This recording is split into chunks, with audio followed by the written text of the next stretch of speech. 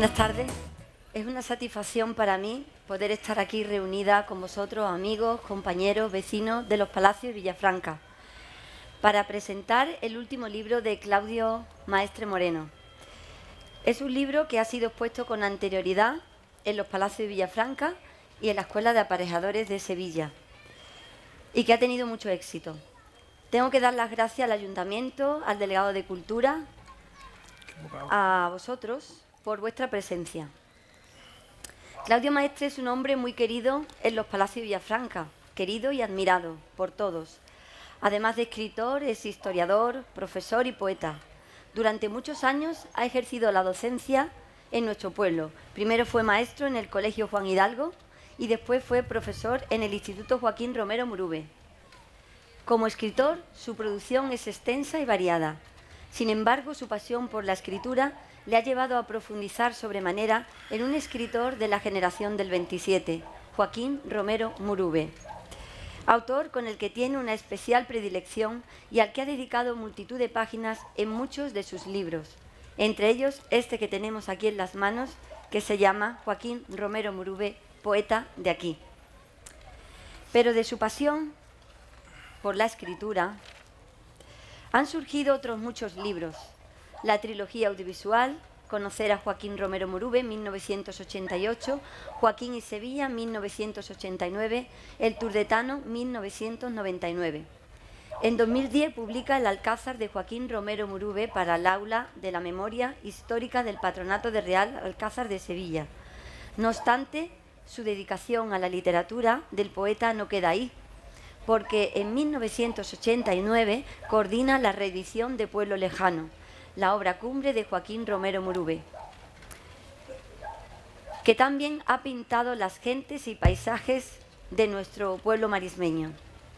Además, en el año 2001 pone en funcionamiento en los Palacios de Villafranca la ruta literaria Paseando con Pueblo Lejano, ruta que han disfrutado multitud de alumnos, profesores y compañeros de nuestra localidad, y que ha venido a cumplir un sueño de Claudio, acercar la historia y la literatura a la gente de nuestro pueblo.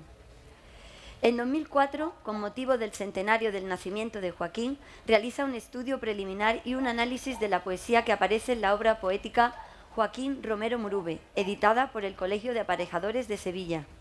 En el mismo año dirige la edición de prosas líricas de Joaquín Romero Murube.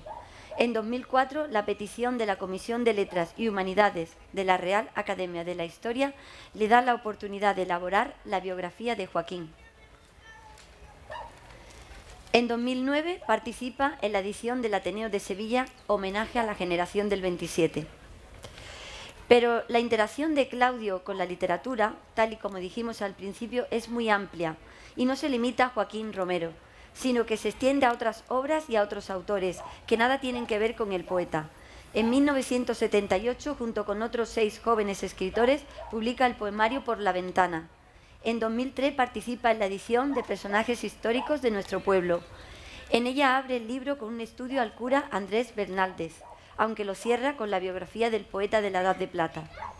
En 2013 edita un libro de viajes de Petra a Jerusalén, un libro muy bonito que cuenta las experiencias de un grupo de palaciegos en Tierra Santa, a la vez que recrea la historia del pueblo judío. En 2017 ve la luz otra obra, El Patrimonio de los Palacios de Villafranca.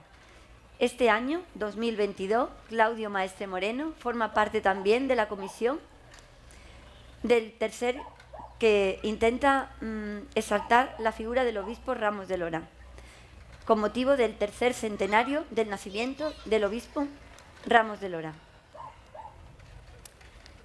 Y después de citar esta extensa producción literaria de la que es autor nuestro vecino y amigo Claudio Maestre Moreno, comenzamos con la entrevista para adentrarnos en su último libro, Joaquín Romero Murube, poeta de aquí,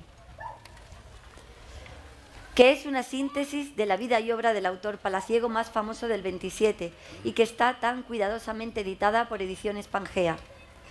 Voltaire decía que la escritura para un autor es la pintura de su voz.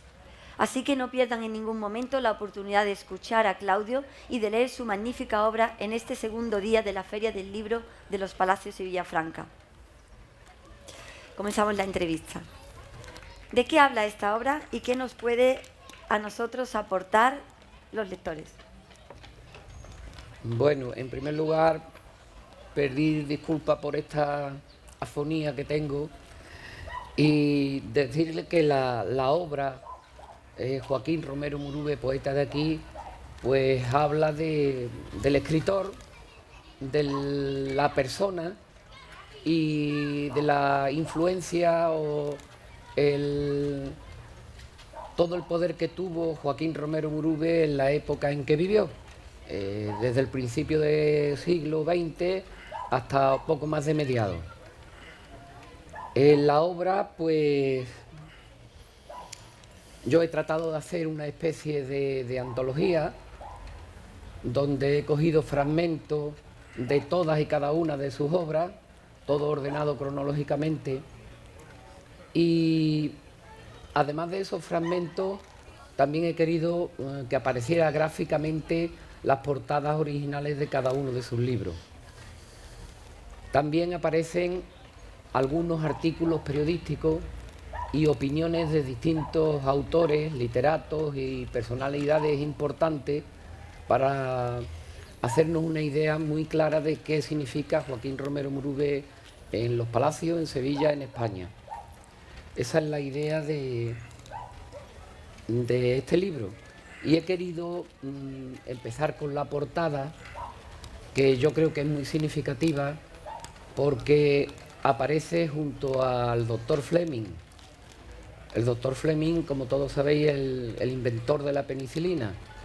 La penicilina supuso un impulso total en la medicina, ¿no? Porque enfermedades que no tenía cura a partir de entonces sí que la tuvieron.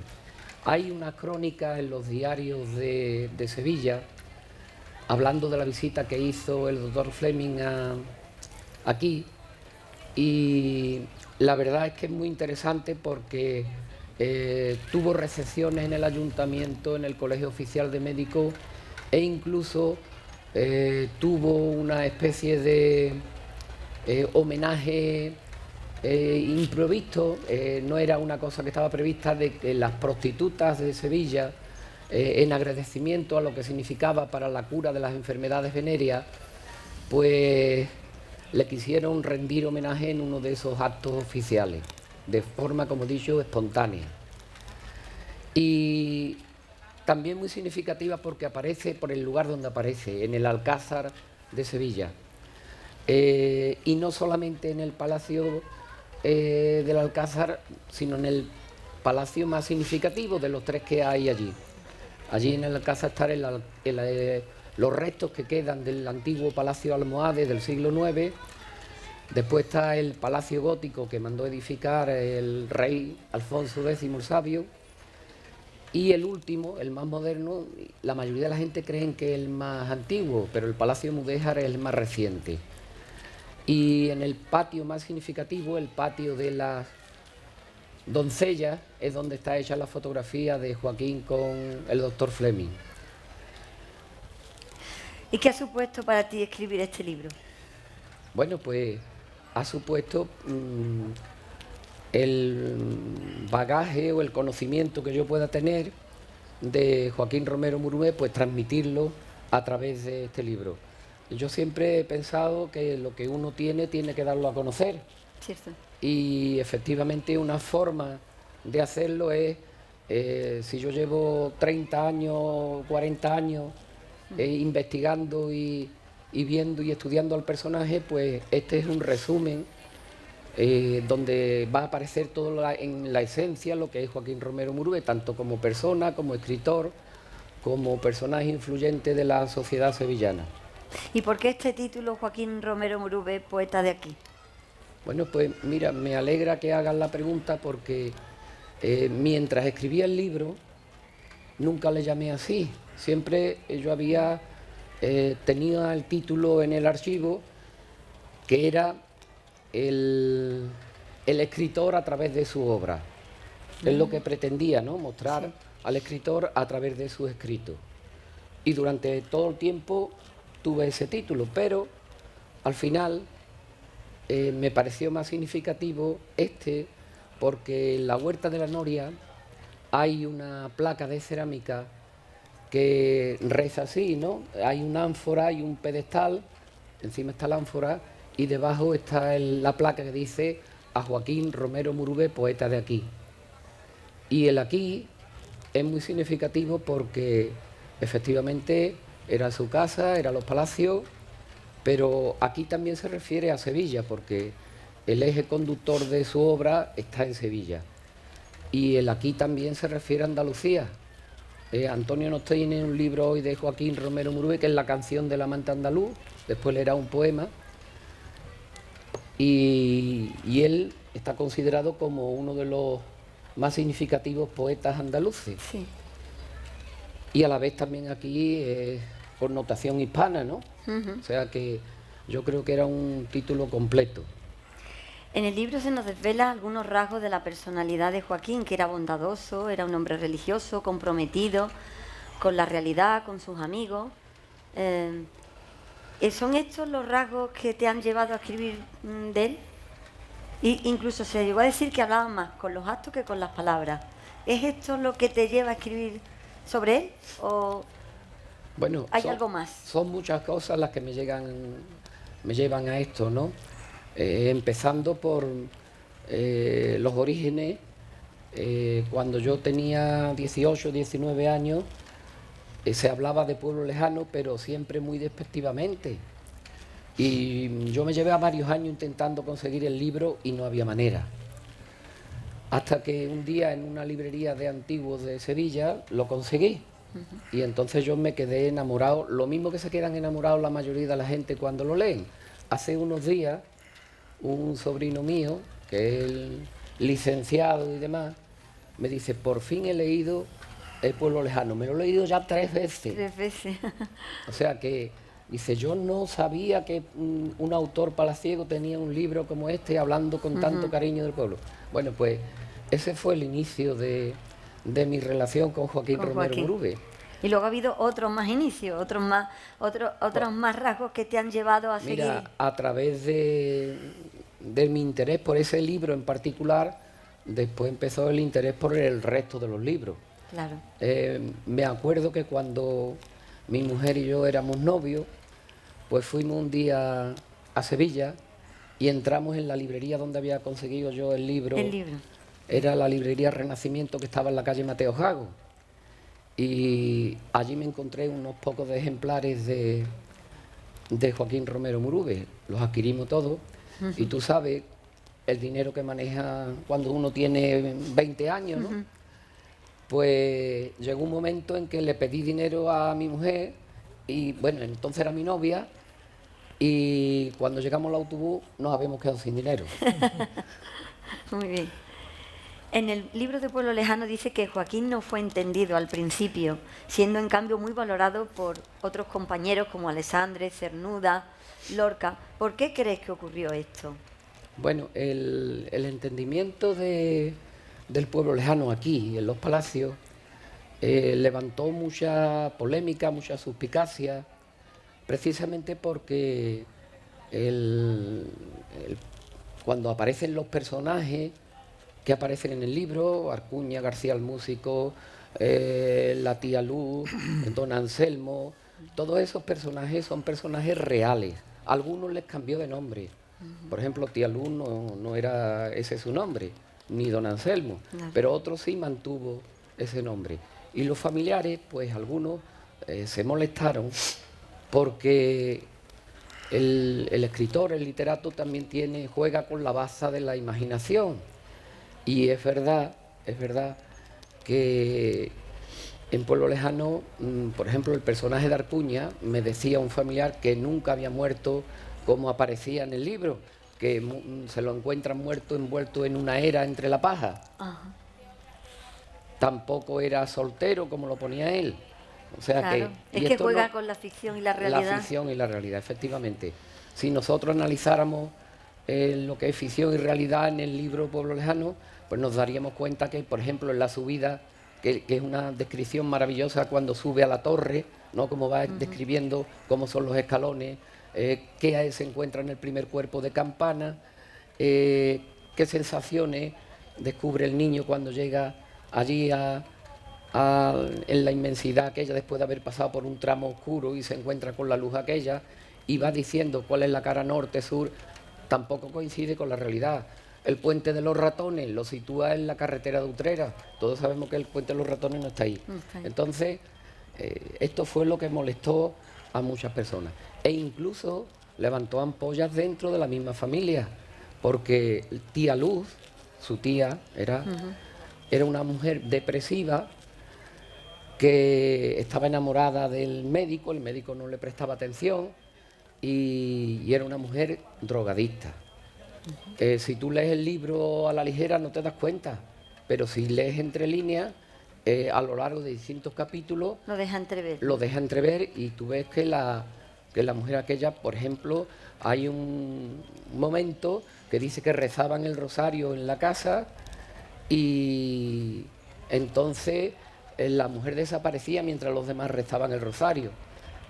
Cogía y dice que manipulaba no sé qué instrumento y cuando salía venía totalmente relajada. Claro.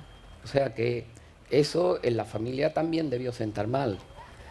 El personaje de don Anselmo, que es el cacique del pueblo, era su tío, era Felipe Murube.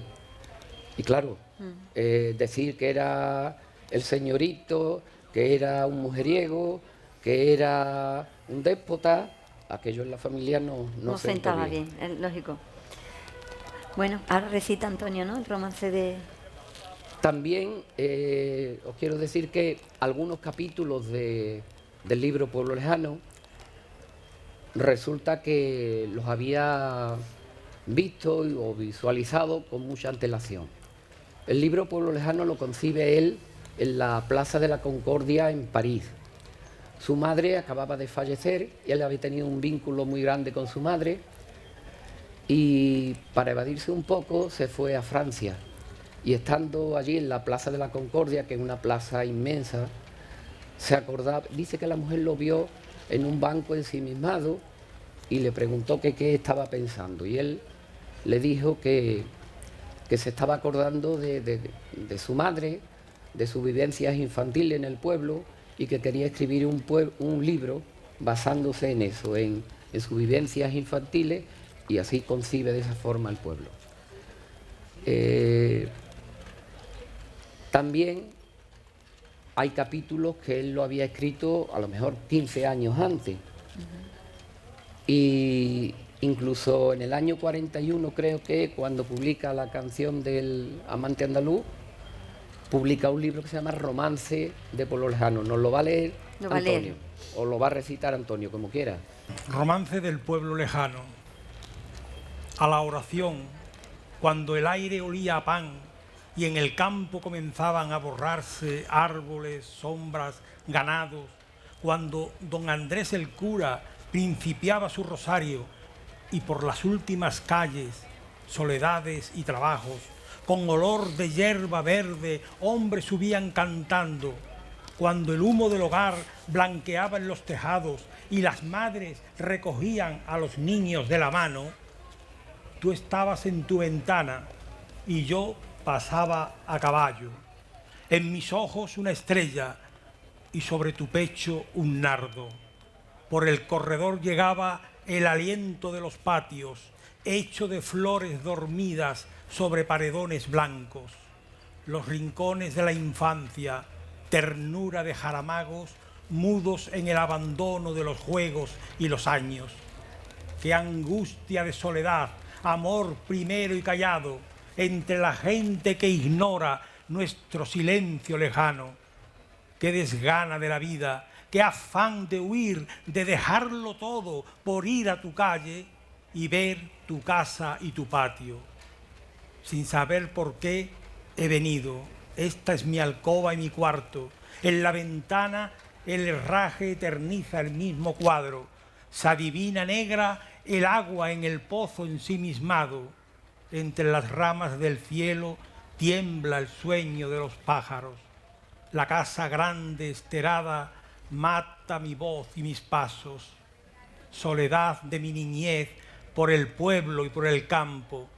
Yo nunca supe tu nombre, ni nunca te di la mano.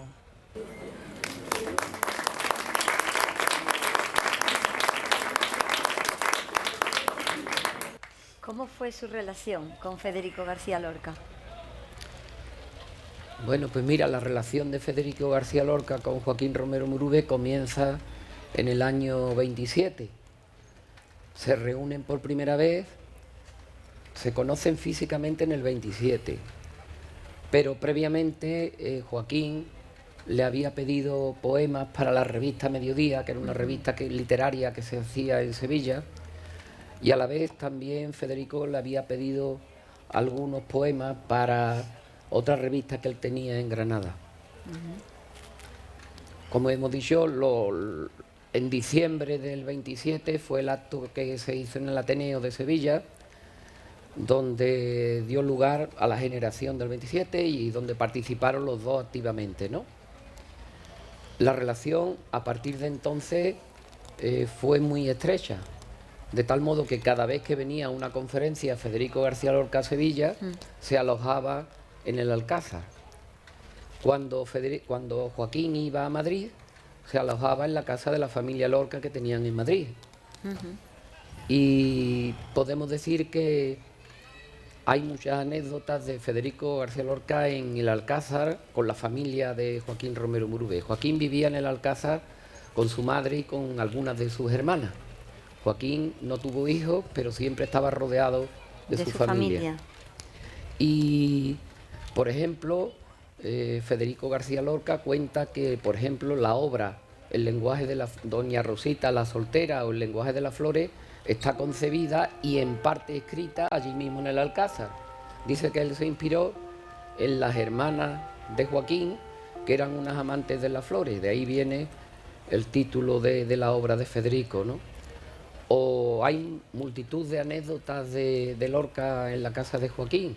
Por ejemplo, otra era que, esa lo contaba una hermana de él, en la tesis que hizo una escritora sobre Joaquín Romero Murube. Decía que cuando una de las criadas tenían que hacer la cama después de haber dormido, que le daba mucho coraje porque el hombre, por lo visto, embadurnaba toda la cama con polvos talco, y cada vez que tenía que hacerle la cama tenía que hacer aquello. O cuando se levantaba y se duchaba, dice que se liaba una toalla en la cabeza y empezaba a tocar el piano. O sea que las anécdotas son múltiples. Y por supuesto que fue un masazo cuando se entera de la muerte en el año 36, en agosto del 36, cuando matan a Federico. Aquello supuso un masazo para Joaquín. Y no solamente la muerte de Federico, también algún familiar murió por aquella época. Hay un poema de Joaquín Romero Murube, se llama No te olvides, que cuenta los horrores de la guerra.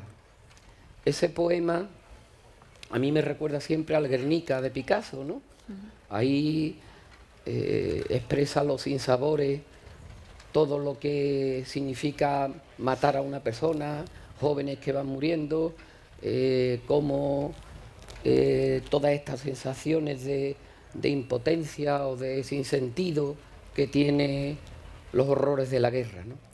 Y Antonio nos va a recitar ese poema que yo creo que apareció en una antología del franquismo, efectivamente, apareció en una antología que dirigió Jorge Guillén, pero que veréis, comprobaréis que es totalmente neutral y lo que defiende son los crímenes que se cometían tanto por uno como por otro bando. No te olvides, hermano, que ha existido un agosto en que hasta las adelfas han tornado de sangre y que en el claro viento las rosas de la muerte se abrían en estampido del odio de los hombres. No te olvides, hermano, que bajo las estrellas los fusiles han dicho sus postreras palabras cuando un escorzo de hombre se llevaba las manos al hueco de las húmedas heridas. Por la noche pasaban los carros de la muerte, colmados de un silencio de carnes y pizarras. No conviene olvidar los gritos del suplicio, ni el perdón desoído, ni los juramentos, ni las maldiciones, ni cómo la tierra a veces hablaba y se movía, y en algunos ojos quedaban para siempre turbias las estrellas. Conviene no olvidar el terror de la huida, ni el paso por el monte de las balas, ni la espera, la angustia, la sed, los sacrilegios y tantos 20 años destrozados a cuchillos. Morir sobre el asfalto es hacerlo a uno río, sin ataúdes ni banderas. Cuando un hombre cae en plena calle, su sombra que se fuga es su última amante.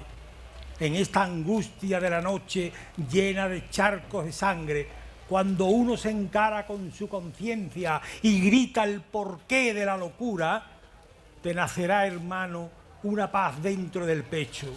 Y por todo lo que no puedas decir con tu palabra, grita hondo y muy fuerte: España.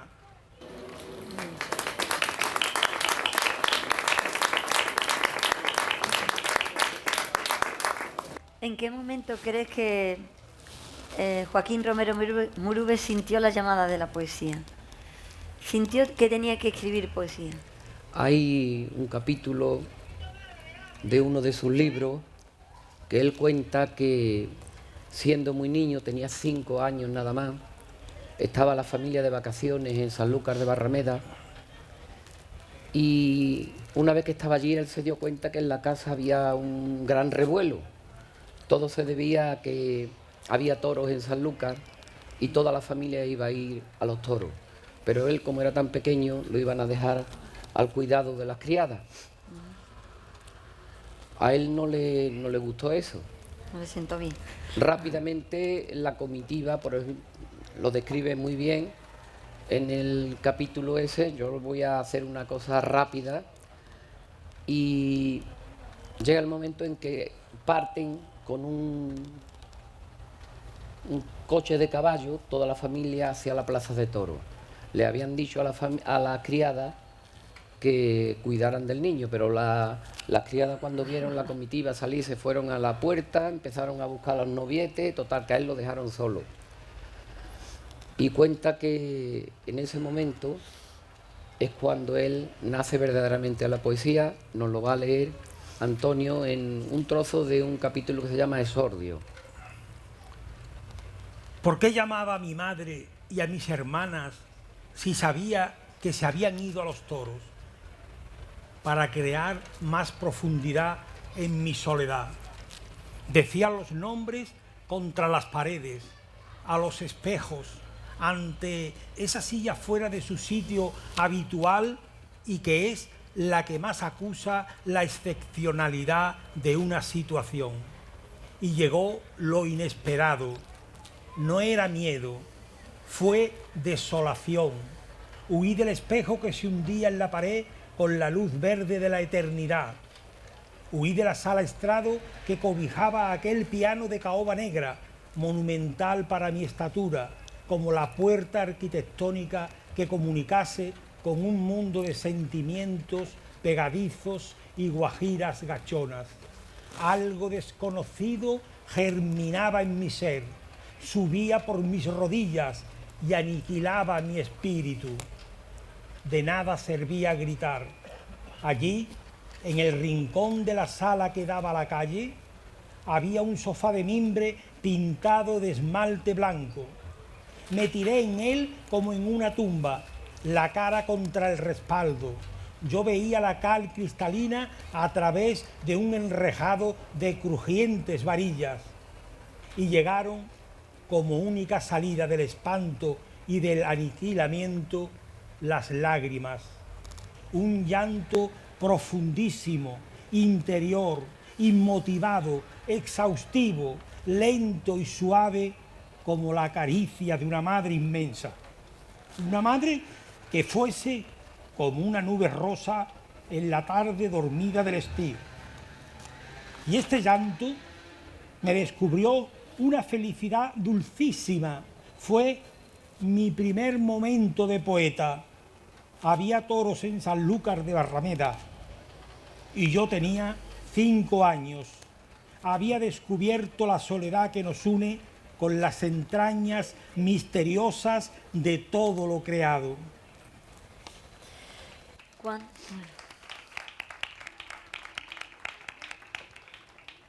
¿Cuánto tiempo te ha llevado escribir esta obra? ¿Volverías a escribir sobre Joaquín Romero Murube? Bueno, el tiempo. Ahí están recogidas las vivencias o las investigaciones o los estudios de casi 40 años. Claro.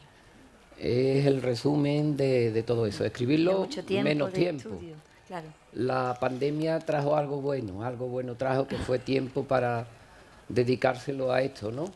A recopilar todas esas experiencias, esas vivencias, esas investigaciones, esas opiniones recogidas de otros autores. El tiempo ese de escribirlo menos, pero es un bagaje de experiencia, muchos años. claro, cultural, de mucho tiempo. ¿Volvería a escribir sobre Joaquín? Yo creo que sí, que hay ya algo escrito por ahí también, pero bueno. Siempre queda algo. Yo creo que siempre queda. Muy bien. ¿Crees que aún queda mucho por decir, como ya has dicho, sí?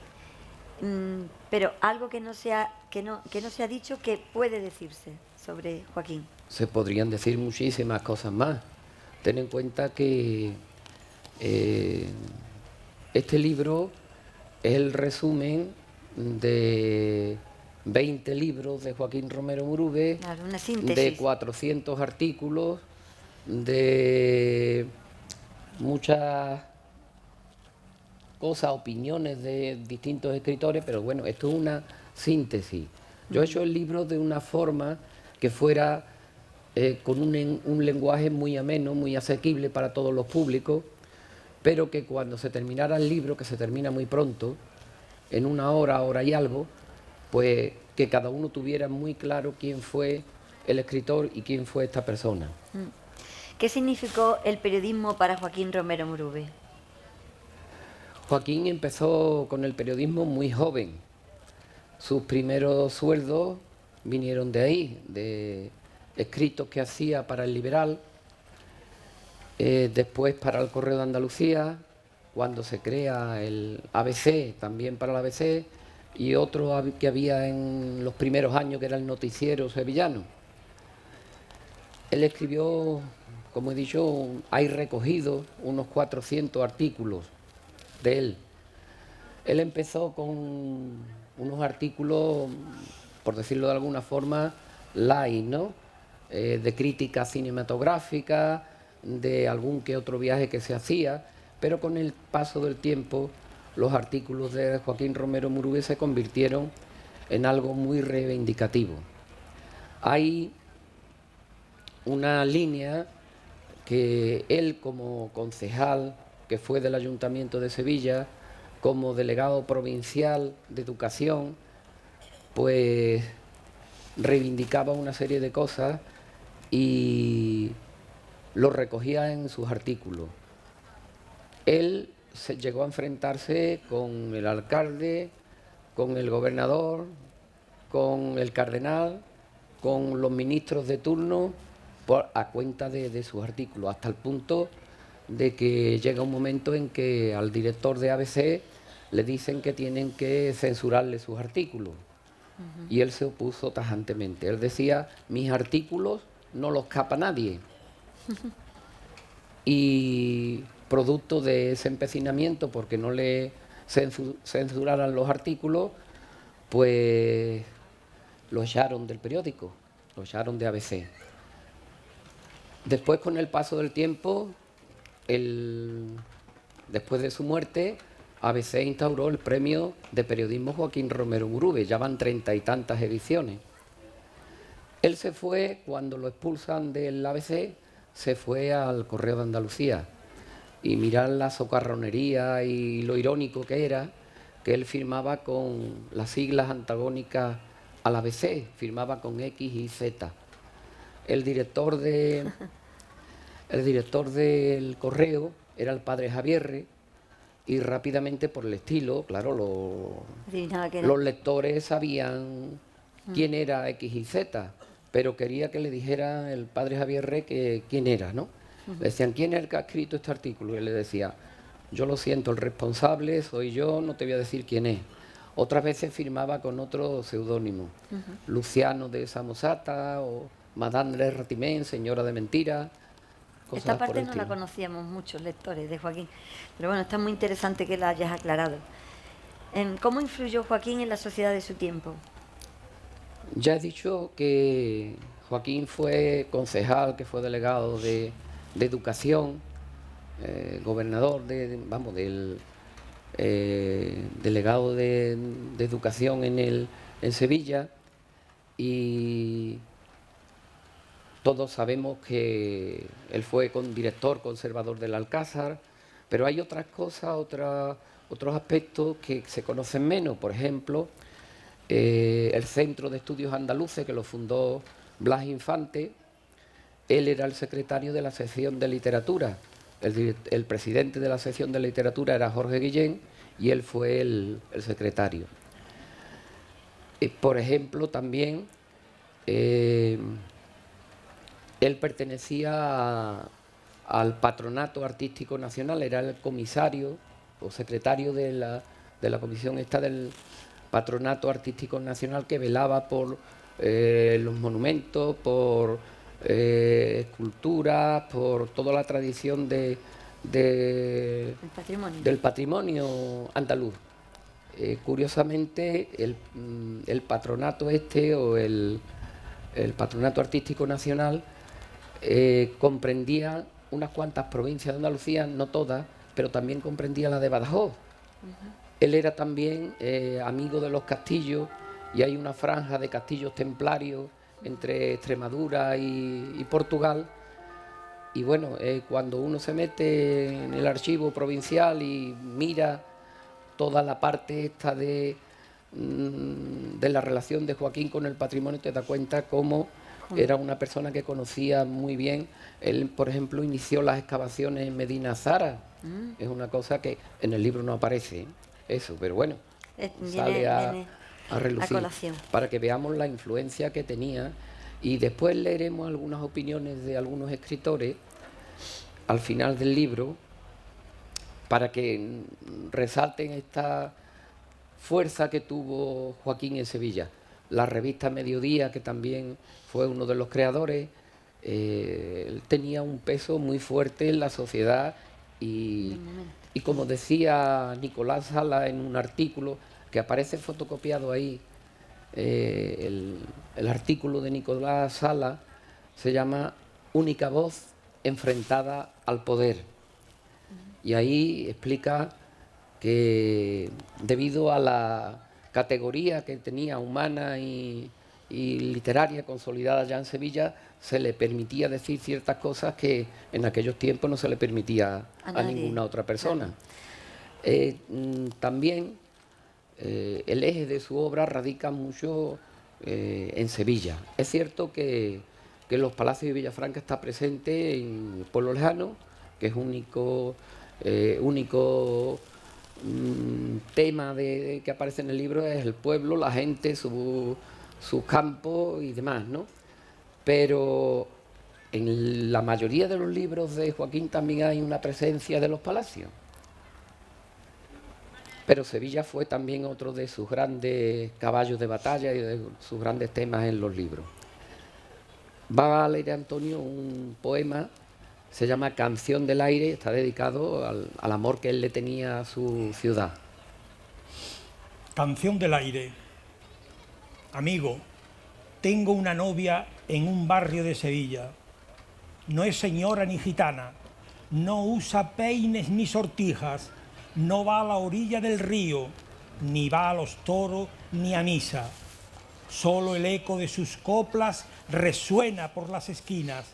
Por las paredes de cal resbala su sombra fina, dejando por donde pasa un olor de hierba luisa. Sus besos, de labios grandes, todo el cuerpo me acarician, y cuando me abraza tiemblan flores, veletas y esquilas. Nadie la ve ni le habla, nadie sabe que ella es mía, no vive en ninguna calle, ni en ninguna casa habita. Amigo, qué novia tengo en el aire de Sevilla.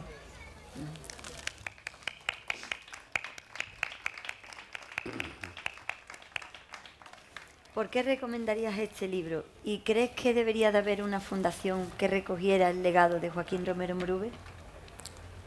Bueno, me gustaría decir que en la elaboración del libro tengo que destacar el trabajo tan bien hecho y las facilidades que me dio José Peña de la editorial Pangea para hacerlo. Trabajamos un tiempo juntos para la elaboración, pero la verdad es que fue una satisfacción trabajar con él. Si hay algún sitio, bueno, mientras más se recoja, esto es un pequeño extracto, ¿no?, de lo que es Joaquín Romero Murube. Yo diría que es la esencia de Joaquín Romero Murube, pero es verdad que se pueden recoger muchas más cosas. En el instituto donde yo he trabajado, el Instituto Joaquín Romero Murube, hay una galería de 50 fotografías de él. Es un recorrido por la vida. Recuerdo que Manuel Carvajal colaboró en la reposición de la fotografía porque están en un claustro, en un patio que le da la luz, y estaban muy deterioradas, y el ayuntamiento pues colaboró para renovarlo. Es una exposición importante, pero yo siempre digo que el lugar ideal para todo esto sería la Huerta de la Noria, que recuperáramos ese espacio como lugar de encuentro, como lugar donde fuera un sitio cultural, donde se hicieran actividades, donde se recogieran, pues eso, fotografías, documentos, todo lo que pudiera ser. Además sería también un reclamo turístico y, como he dicho en alguna otra ocasión, ya lo he dicho en otros sitios, ¿no?, como se ha hecho con la Torre del Agua, pidiendo colaboraciones a otras instituciones, pues podría darse que la Huerta de la Noria se recuperara. La Huerta de la Noria tiene 13.000 y pico de metros, no nos hacen falta 13.000 y pico de metros, con los 500 que tiene la casa y los jardines sería más que suficiente. Así que ese sería el sitio ideal, su antigua vivienda, que todavía se puede recuperar. Es cuestión de tener voluntad para ello. ¿Qué pensaban sobre él los escritores coetáneos? Bueno, pues yo tenía por aquí anotado, por ejemplo, lo que pensaba Lorca de Joaquín. Hay un libro que hace expresamente Lorca sobre el llanto de Ignacio Sánchez Mejía, La muerte. La muerte. Hace un libro especial con un amigo común, que era el pintor Pepe Caballero, lo ilustra y se lo dedica a Joaquín, ¿no? La dedicatoria dice lo siguiente: a mi queridísimo Joaquín, honra y espejo de Sevilla. Eso era lo que pensaba Lorca de él. Un premio Nobel. ¿Qué pensaba de Joaquín Romero Murube Vicente Aleixandre? Joaquín Romero Murube es, sin duda, uno de los más altos prosistas que se ha conocido en la literatura sevillana. En el terreno de la prosa estaba la cabecera de nuestros escritores. Era, además, poeta de extraordinaria calidad que honraba a Sevilla y a la poesía de nuestro siglo. Yo lo recuerdo como amigo muy querido desde los primeros años de la generación del 27. Otra opinión de Luis Ortiz. Nos dice Luis Ortiz sobre él: creo hondamente que Joaquín ha sido la más altamente literaria de Sevilla de nuestros días. O Carlos Colón: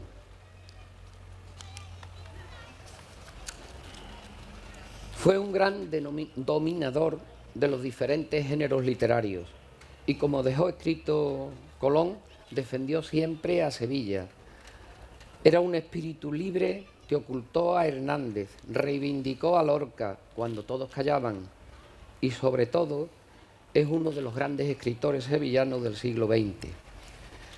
La última entrevista que le hicieron a Joaquín Romero Murube fue pocos días antes de dar el pregón de la Semana Santa, perdón, de la romería de Valme. Lo dio 20 y tantos días, no llegó ni al mes antes de su muerte. Y Salvador Arribas le hizo una entrevista y le preguntaba, y lo traigo porque creo que es muy significativo: ¿el escritor debe ser un hombre comprometido, politizado o, por el contrario, permanecer independiente? La respuesta de Joaquín: como escritor he practicado siempre una independencia de criterio radical. Ello me ha proporcionado muchas contrariedades y disgustos, pero también una gran tranquilidad de conciencia.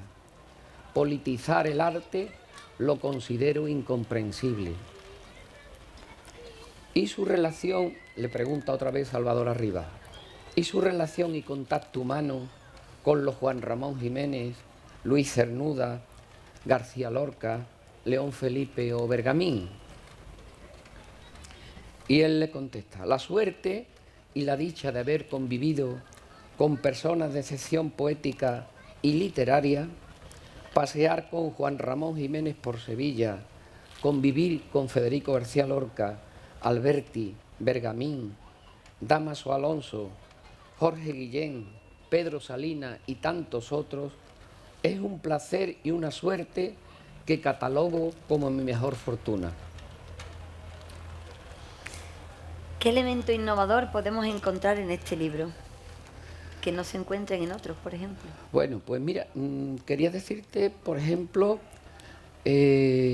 no solamente en el libro, sino en la literatura hispana, él introduce un elemento que son los sesgos.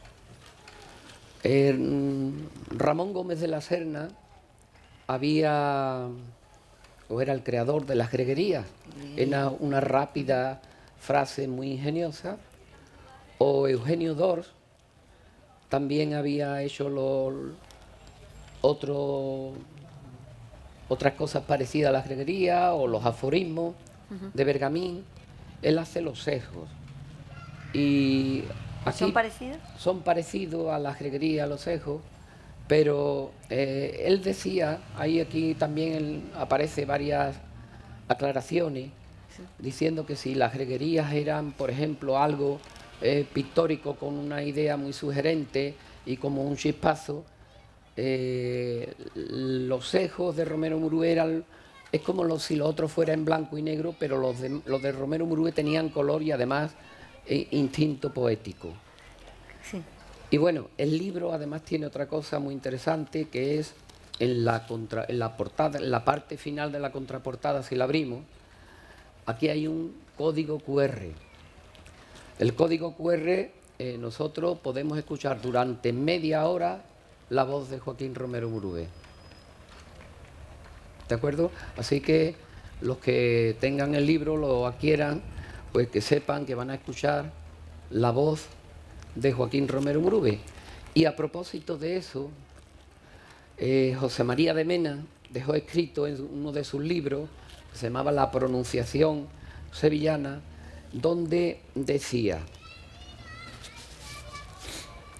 oírle hablar era un auténtico regalo espiritual. Su pronunciación, sin exageraciones, pero firmemente racial, podría servir de ejemplo en una cátedra de dialectología andaluza. Nadie ha leído en voz alta con tanto dominio de la dicción andaluza como él lo hacía. Muy bien. Bueno, la última pregunta no es una pregunta, es un agradecimiento. El gran poeta barroco Quevedo decía que el agradecimiento es la parte principal de un hombre de bien. Por eso termino no con una pregunta, como he dicho, sino con unas palabras de gratitud hacia Claudio, nuestro contertulio. Probablemente, de no ser por Claudio y otros compañeros, mucha menos gente de la que sabemos elogiaría hoy en día la labor de Joaquín Romero Murube. Su compromiso con el poeta, sus conferencias por los institutos, sus paseos literarios por el pueblo, sus innumerables libros que retratan la vida y obra del escritor, son la mejor manera de homenajear a un palaciego del 27 del que muy pocos han logrado comprender toda su vida, toda su valía. Gracias, amigo Claudio, por colocar a Joaquín en el lugar que le corresponde. Gracias a ti, Luis.